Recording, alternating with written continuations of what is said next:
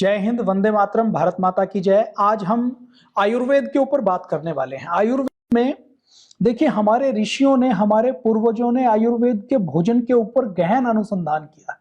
कितना गहन अनुसंधान किया है उन्होंने। केवल भोजन को प्रोटीन के बारे के रूप में, कार्बोहाइड्रेट के रूप में, कैलोरी के रूप में, कुछ मिनरल्स के रूप में, कुछ खनिजों के रूप में केवल नहीं बांटा।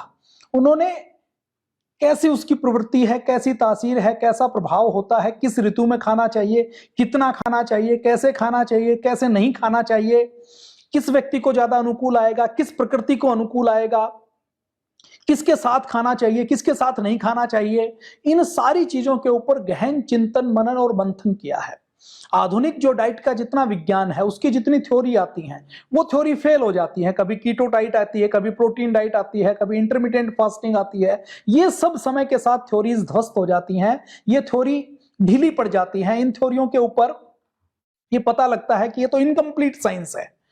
आज हम बात करने वाले हैं अपने यहाँ दूध के बारे में। दूध को बहुत महत्व दिया गया है और दूध भारत में प्रोटीन का आधार रहा है। दूध पीकर ही हमारे जो योद्धा थे, वो योद्धा लड़ाई लड़ते थे। महाराणा प्रताप वैसे शाकाहारी थे, लेकिन दूध के बल पर ही उनका शरीर 7.5 फीट का था।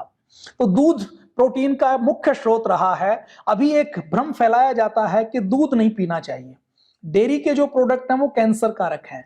एक भ्रम फैलाया जाता है कि डेयरी के जो प्रोडक्ट हैं वो पशुओं के ऊपर अत्याचार करके किए जाते हैं। ये सब झूठे भ्रम हैं। अगर मैं इसके वैज्ञानिक तौर पर बात करूं तो देखिए, विदेशों में जो डेयरी के प्रोडक्ट पैदा होते हैं, विदेशों में डेयरी एक फैक्ट्री के रूप में चलती है। वहां पर एक बड़े फार्म हाउस में हजारों गायें रखते हैं, गायों को मशीनीकरण के साथ गर्भवती किया जाता है। वहां किसी के साथ, गाय भैंस के साथ, दुधारू पशु के साथ कोई प्रेम नहीं होता। वो उसको एक मशीनों की तरह, उनको बच्चे पैदा करने की मशीन बनाते हैं, दूध दोहते हैं। दूध दोहने के बाद बच्चा जैसे ही पैदा होता है, उसकी आवश्यकता नहीं है वो बछड़ा है या बैल है या भैंसा है, तो या भैंस का बच्चा है, मेल है, तो वो उसको तुरंत उसको काट दिया जाता है, उसकी चमड़ी उतार ली जाती है, उसको मांस के रूप में उसको प्रयोग कर लिया जाता है। तो वहां पर प्रेम नहीं है, वहां पर वो परिवार का सदस्य नहीं है। और वहां पर जो प्रोडक्शन किया जाता है मिल्क का, उस मिल्क के प्रोडक्शन में हाई एंटीबायोटिक देकर, जहरीले पोषक तत्व देकर उसके बाद उसका प्रोडक्शन किया जाता है। तो वो मानवता के नाते, जीव दया के नाते वो किसी भी तरीके से अच्छा तरीका नहीं है। तो उन देशों में दूध का विरोध करें तो समझ आता है। दूध के बारे में कुछ वीगन विरोध इस बात के लिए भी करते हैं। वो कहते हैं ये जो दूध है, इस दूध को विदेशों में ऐसा है कि दूध देने वाली गाय को, भैंस को भी वो नॉनवेज खिलाते हैं। जब वो गाय भैंस को नॉनवेज खिलाते हैं तो उस दूध के ऊपर, उस दही के ऊपर, उस योगर्ट के ऊपर, उस चीज के ऊपर वो नॉनवेज भी लिखते हैं। जबकि भारत में, आप भारत की कल्पना करें तो भारत गाय आदि से रही। हमारे ऋषि मुनि पूर्वजों के किसी के जीवन चरित्र को देखें आप, कामधेनु गाय के साथ, गायों के साथ, भारत की जो अमीरी मानी जाती थी वो भारत की अमीरी गायों की संख्या के आधार पर मानी जाती थी। कोई राजा कितना अमीर है ये गायों की संख्या के आधार पर तय होता था। गोदुग्ध कितना है, गायों की संख्या कितनी है, गायों का महत्व कितना है। किसी ब्राह्मण को यदि दान देना होता था तो सबसे सर्वोच्च दान गाय का माना जाता था। तो ये भारत की परंपरा रही है। भारत में परंपरा से दूध पिया जाता था। विदेशों में जो विदेशी लोग दूध की अवहेलना करते हैं, उनकी जानकारी के लिए, भारत में गाय परिवार का हिस्सा होती थी। गाय कोई एंटीबायोटिक या नॉनवेज नहीं खाती थी। हमारे यहाँ जो पालतू पशु होते थे, उसमें गाय है, उसमें बकरी है, उसमें ऊंटनी है, इन सबको घर में पाला जाता था। और विशेष रूप से गोमाता को तो बहुत आदर सम्मान के साथ, जड़ी बूटियों के साथ खिलाकर, उसकी पूजा करके उसको पाला जाता था। उसके गोबर से, उसके गोमूत्र से, उसके दूध से, उसके दही से, उसके पंचगव्य से व्यक्ति स्वस्थ रहता था। तो ये जो भ्रम फैलाया जा रहा है कि दूध शरीर के लिए हानिकारक है, ये जो जीव दया का ढोंग करते हैं, इनको मैं सच्चा जीव हितैषी नहीं मानता। विदेशों के परिप्रेक्ष्य में उनकी बात ठीक है, लेकिन भारत के परिप्रेक्ष्य में किसान के सबसे सच्चे साथी के रूप में गाय है, बकरी है, ऊंट है, इन सब के साथ ही किसान का जीवन चल पाता है। तो आज हम बात करने वाले हैं हमारे भारत में, भारत जो डायबिटीज का गढ़ बनता जा रहा है, भारत को डायबिटीज से हम कैसे बचा सकते हैं, भारत से हम डायबिटीज को कैसे दूर कर सकते हैं, उसके बारे में हम बातचीत करने वाले हैं। दूध की अगर हम बात करें तो हमने गाय के दूध की बात की, बकरी के दूध की बात की। दूध हमारे शरीर के लिए उपयोगी है या नहीं है? देखिए, भारत के लोगों के जीन्स के हिसाब से, डीएनए के स्ट्रक्चर के हिसाब से, एक ये जो पीपल्स फॉर एनिमल वाले हैं, ये भी दूध का विरोध करते हैं। ये एक तर्क देते हैं, वो कहते हैं कि जिन लोगों के भारतीयों के शरीर में मिल्क के प्रोटीन को पचाने वाला एंजाइम नहीं बनता, जो पीपल्स फॉर एनिमल या एनिमल लवर जिनको बोलते हैं, जो जीव जंतु प्रेमी है, जीव जंतु प्रेम की भी जो हमारी परिभाषा है, आधुनिक परिभाषा है, उसमें कई प्रकार की दिक्कतें हैं। हमारे सनातन की जो परिभाषा है वो आदर्श परिभाषा है, वहां गाय को हमने परिवार का एक अंग माना है। ऐसे ही हमारे हजारों सालों से, हमारी पीढ़ियों में जो मांसपेशियां बनी हैं वो दूध से बनी हैं, इसलिए उनका ये तर्क कि हमारे शरीर के अंदर वो एंजाइम नहीं होते जो दूध को पचा सके, ये तर्क वैज्ञानिक दृष्टि से ठीक नहीं है। हमारे भारत के लोगों का स्ट्रक्चर और पूरी दुनिया का मैं कहूं, और विशेषकर भारत की तो मैं गारंटी लेता हूं कि भारत के लोगों का स्ट्रक्चर तो ऐसा है जिसमें एक एक जीन्स, एक एक कोशिका, एक एक डीएनए का स्ट्रक्चर दूध से बना हुआ है। तो आज हम बात करते हैं ऊंटनी के दूध के विषय में। ऊंटनी का दूध कैसा है, ऊंटनी के दूध में क्या क्या लाभ है, ऊंटनी के दूध के बारे में महर्षि चरक ने क्या कहा, महर्षि सुश्रुत ने क्या कहा, वाग्भट ने क्या कहा। तो हम सबसे पहले ऊंटनी के दूध के बारे में बात करें। देखिए, अगर मैं बात करूं अफ्रीकन देशों की, अरब के कुछ देशों की, तो वहां पर केवल ऊंट होता है। अफ्रीकन देशों में आज भी ऊंटनी के दूध को खूब पिया जाता है। ऊंटनी के दूध को के अंदर अपने गुण हैं। पिछले 5000 सालों से एशिया के अंदर, हम राजस्थान की बात करें, गुजरात की बात करें, या हम अफ्रीका की बात करें, तो ऊंट को पाला जाता है। ऊंट किसान का एक बहुत बड़ा साथी रहा है। ऊंट अपने पूरे स्ट्रक्चर के साथ, अगर जिजीविषा की बात करें तो कि कैसे प्रतिकूल परिस्थितियों के अंदर भी जीवित रहा जा सकता है, संघर्ष किया जा सकता है, आगे बढ़ा जा सकता है, तो उसका बहुत बड़ा उदाहरण है। ऊंट को रेगिस्तान की विपरीत परिस्थितियों में, मौसम जहां रात को बहुत कम होता है, दिन में बहुत ऊपर हो जाता है, उसको सहन करने की शक्ति ऊंट के अंदर है। ऊंट अपने कुबड़ के अंदर ऐसी फैट को डिपॉजिट करता है, रखता है, जिसमें उसको कुछ दिन तक पानी नहीं मिले तो उसी कुबड़ से वो फैट पानी लेकर अपना काम चला सकता है। भोजन नहीं मिले तो काम चला सकता है। उसके हम ऊंट के अंदर हम देखें तो ऊंट का लीवर से लेकर, ऊंट के स्ट्रक्चर से लेकर एक विशेष योग्यता भगवान ने उसके अंदर भरी है। उसको रेगिस्तान का जहाज इसीलिए कहा जाता है कि रेगिस्तान की जो बहुत विपरीत परिस्थितियां हैं, जहां पर घास का तिनका नहीं होता, जहां पर पेड़ पौधे नहीं होते, जहां पर दूर दूर तक कहीं पानी नजर नहीं आता, जहां पर दिन में जब रेत के ऊपर सूर्य की किरणें पड़ती हैं तो रेत तवे की तरह गर्म हो जाती है। जब रात की बात करें तो रात बहुत सर्द ठंडी हो जाती है। टेम्परेचर का बहुत ज्यादा डिफरेंस 24 घंटे में जो शरीर सह सकता है, ऐसा ऊंट का शरीर है, ऊंटनी का शरीर है। ऊंट के शरीर में आप देखें तो ऊंट की जो हड्डियां हैं वो बहुत मजबूत मानी जाती हैं।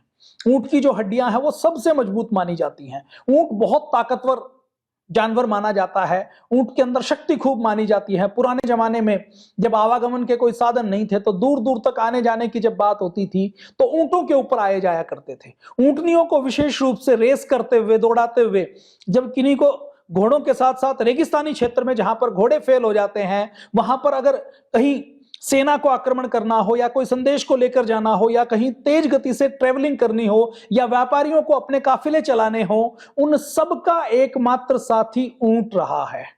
तो ऊंट के क्या गुण हैं, ऊंट से हम कैसे लाभ उठा सकते हैं, उसके बारे में मैं बात करूं तो महर्षि चरक की बात करूं तो महर्षि चरक चरक संहिता में ऊंटनी के सारे दूध के बारे में वो बात करते हैं।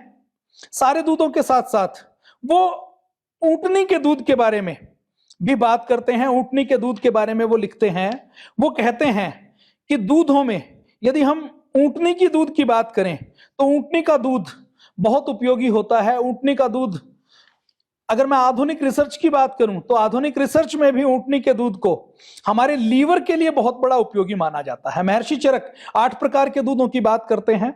भेड़ी के दूध की, बकरी के दूध की, गाय के दूध की, भैंस के दूध की, ऊंटनी के दूध की, हथिनी के दूध की, घोड़ी के दूध की। और दूध के बारे में सामान्य तौर पर महर्षि चरक क्या लिखते हैं? देखिए, जितनी डाइट की आधुनिक रिसर्च है वो अधूरी रिसर्च है। वो जो रिसर्च होती है वो 100, 200, 500, 1000, 2000, 5000 लोगों के ऊपर होती है। उसके जो परिणाम आते हैं वो तात्कालिक परिणाम आते हैं। हम किसी एक पहलू को देख सकते हैं, लेकिन महर्षि चरक ने जो लिखा है वो हजारों लाखों सालों के शोध के बाद लिखा है। और महर्षि चरक की चरक संहिता में जितने हजारों सूत्र दिए गए हैं, उन सूत्रों को आज अलग अलग देशों में विज्ञान की कसौटी पर कसा गया है तो उसको 100% सटीक और प्रमाणिक पाया गया है। दूध, वो सारे दूधों के बारे में कहते हैं कि दूध मधुर होता है, स्निग्ध होता है, शीतल होता है, सतन्य माना गया है, तुष्टिकारक होता है, मांस को बढ़ाने वाला होता है, पुष्ट करने वाला होता है, वीर्यवर्धक होता है, बुद्धि के लिए हितकर होता है, बलवर्धक होता है, मन को प्रसन्न करने वाला होता है, हमारे शरीर के अंदर वाइटेलिटी को बढ़ाने वाला, जीवनी शक्ति को बढ़ाने वाला होता है, थकावट दूर करने वाला होता है, श्वास को, कास को दूर करने वाला होता है, रक्त पित्त को दूर करने वाला होता है, हड्डी को जोड़ने वाला होता है, घाव को भरने वाला होता है। आप मल्टीनेशनल कंपनियों को छोड़ दीजिए, आज भी गांव में आप जाएं, हमें जब चोट लगती थी तो बचपन में कोई भी गंभीर चोट हो, गंभीर घाव हो, हड्डी टूट जाती हो, तो बूढ़ी दादी नानी जो बिल्कुल अनपढ़ है, जिसको किसी इम्यूनिटी के बारे में नहीं पता, किसी साइंस के बारे में नहीं पता, अंग्रेजी के दूसरे शब्द नहीं आते, वो दूध के अंदर हल्दी डालती थी और घी डालकर पिला देती थी, बड़े से बड़े घाव उससे भर जाते थे। ये महर्षि चरक का दिया हुआ ज्ञान है।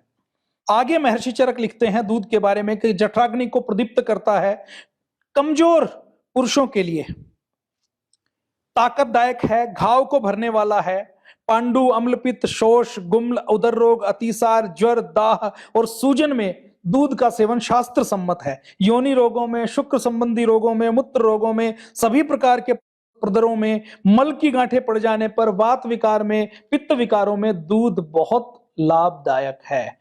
महर्षि चरक आगे कहते हैं कि केवल दूध को पिया नहीं जाता, दूध से नस्य, आलेपन, द्रोणी, अवगाहन, वमन, आस्थापन, विरेचन, स्नेहन आदि जो पंचकर्म के कर्म है उसमें भी दूध का प्रयोग किया जाता है। दूध के लिए संस्कृत में एक शब्द प्रयोग किया जाता है, अक्षीर।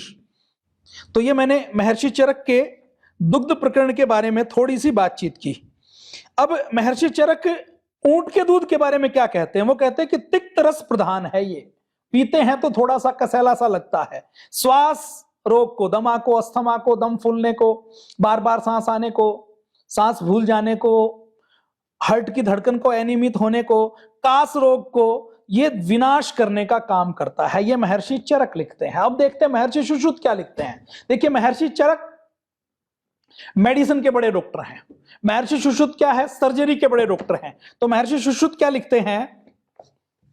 महर्षि सुश्रुत भी अलग अलग दूध के बारे में बताते हैं, दूध के गुण के बारे में बताते हैं, गाय के दूध के बारे में बताते हैं। वो भी 8 प्रकार के दूध की बात करते हैं, गाय का दूध, बकरी का दूध, ऊंटनी का दूध, भेड़ का दूध, भैंस का दूध, नारी का दूध, इन सब के बारे में, हथिनी का दूध, और तो और शेरनी के दूध के बारे में भी बात की गई है।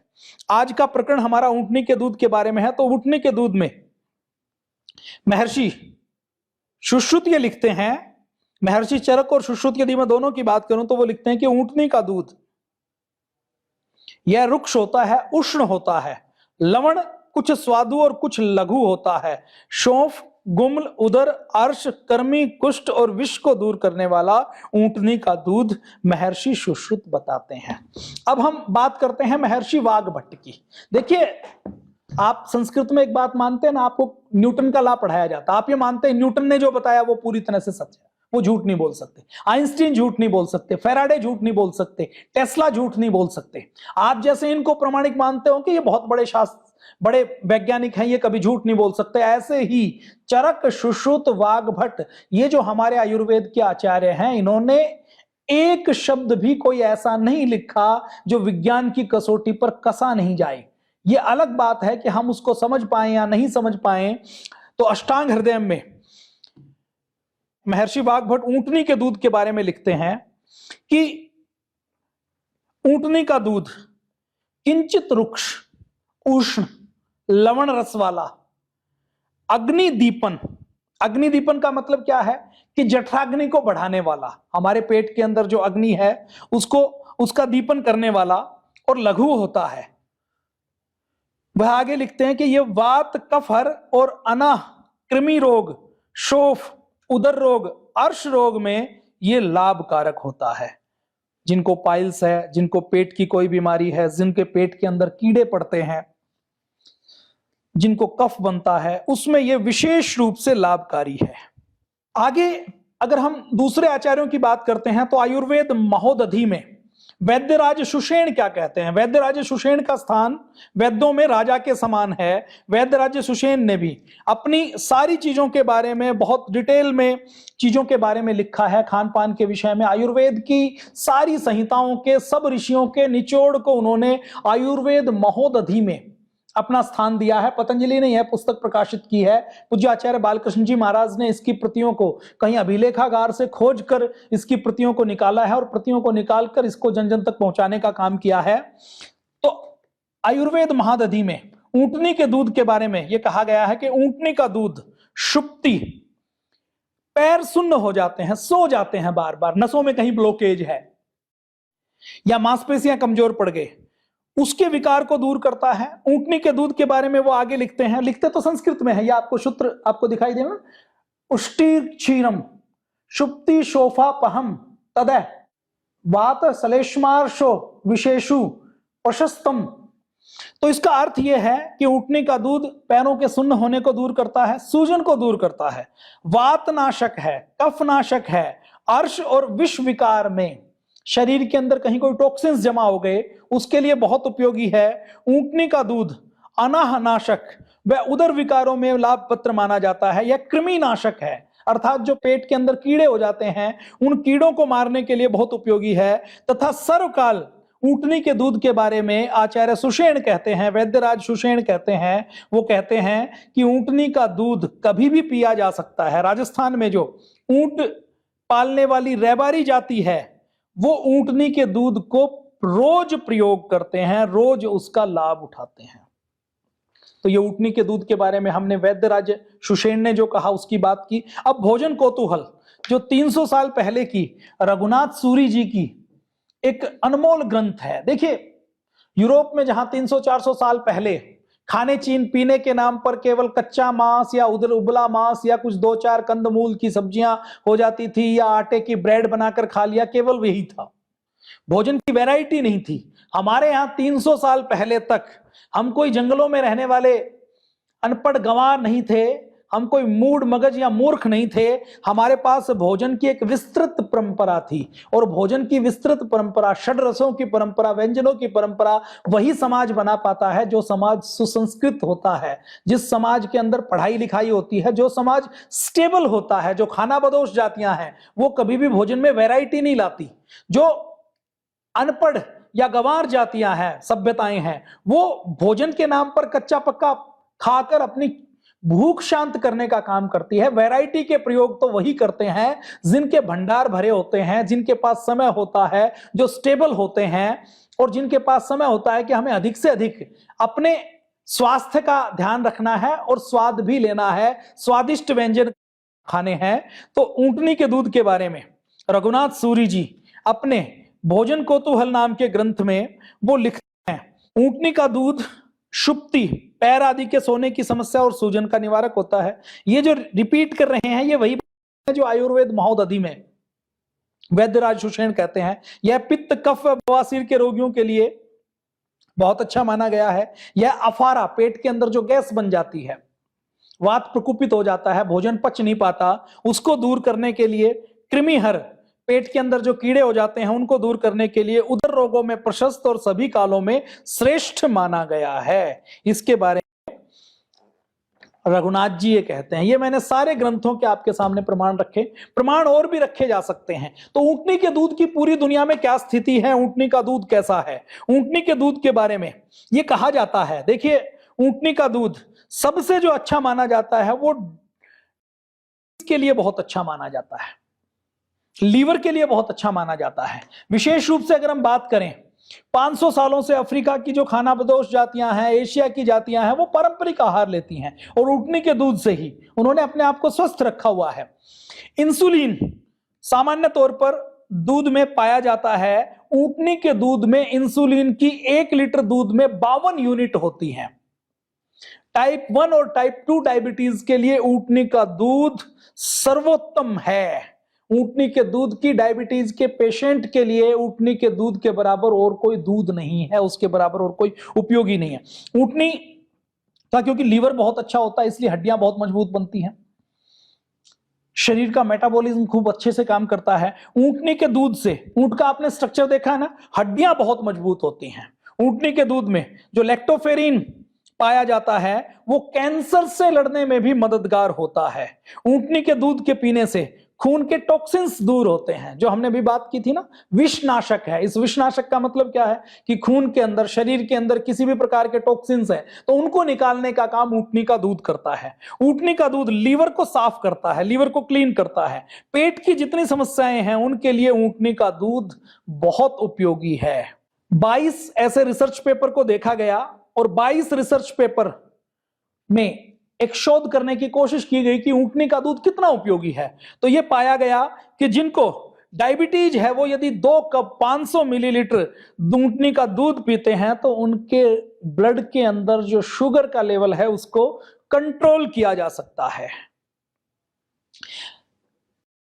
में ऊंटनी का दूध होता है। और आपको एक मैं हैरान करने वाली जानकारी बताऊं, हमारे देश के जो प्रधानमंत्री मोदी जी हैं वो ऊंटनी के दूध के खूब प्रेमी हैं, ऊंटनी के दूध को खूब पीते हैं। ऊंटनी का दूध उनके मनपसंद आहार में से एक है और वो ये कहते हैं कि गुजरात को, राजस्थान को स्वावलंबी बनाने के लिए और स्वस्थ बनाने के लिए ऊंट से उपयोगी और कोई चीज नहीं। देखिए, जहां पर गहरा रेगिस्तान है वहां पर गाय भैंस उतनी मात्रा में जीवित नहीं रह सकती, उतनी गर्मी को भैंस सहन नहीं कर सकती और गाय के लिए अनुकूल चारा नहीं मिल पाता। तो ऊंटनी, क्योंकि किसान का साथी है, रेगिस्तान का जहाज है, रेगिस्तान में किसान को या रेगिस्तान के व्यक्तियों को व्यापार से लेकर, आवागमन से लेकर सारी मदद करता है। वहां पर बैल उतना उपयोगी नहीं हो पाता या भैंसा उपयोगी नहीं हो पाता, वहां पर ऊंटनी बहुत काम करती है। तो ऊंटनी के दूध से देश को स्वावलंबन मिल सकता है, स्वस्थ और आत्मनिर्भर भारत बन सकता है। हर साल आंकड़े ये कहते हैं कि 600 मिलियन टन गाय के दूध का उत्पादन होता है और इसमें से केवल 5 मिलियन टन ऊंटनी के दूध का उत्पादन होता है। पूरे अफ्रीका में उत्पादन कम है लेकिन मध्य पूर्व में ऊंटनी के दूध की बहुत मांग है। कई ऐसे देश हैं जहां पर ऊंटनी के दूध के फार्म बनाए हुए हैं। ऊंटनी के दूध को, ऊंटनियों को पाला जाता है, उनके फार्म, उनके दूध को निकाला जाता है और उसको पैक करके, जिन देशों में ऊंटनी के दूध की मेडिसिनल प्रॉपर्टीज की वजह से मांग है वहां पर इनको उपलब्ध करवाया जाता है। ऊंटनी का दूध किस तरह से फायदेमंद है? ऊंटनी के दूध के अंदर सैचुरेटेड फैट बहुत कम मात्रा में होती है। अन्य दूध के मुकाबले इसमें विटामिन सी 10 गुना तक ज्यादा होता है।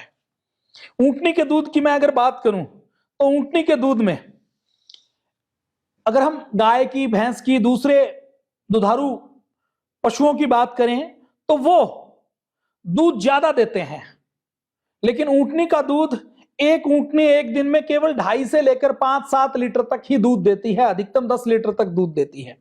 ऊंटनी के दूध की अगर हम बात करें तो इसमें, ऊंटनी के दूध में जो प्रोटीन होता है, जो फैट होती है, जो लैक्टोज होता है, जो कैल्शियम होता है, जो दूसरे पोषक तत्व होते हैं, वो हमारे पूरे शरीर को पोषण देने का काम करते हैं, कई रोगों में फायदा करते हैं, रोग प्रतिरोधक क्षमता को बढ़ाने का काम करते हैं। ऊंटनी के दूध के ऊपर एक रिसर्च की गई, रिसर्च में जिनको ऑटिज्म है, जिनकी बुद्धि कम काम करती है, ऐसे बच्चों को ऊंटनी का दूध दिया गया तो उन बच्चों को, जो मंद बुद्धि बच्चे थे, उनकी बुद्धि इससे शार्प हो गई, बुद्धि तेज हो गई। बीकानेर में राष्ट्रीय ऊंट अनुसंधान केंद्र है।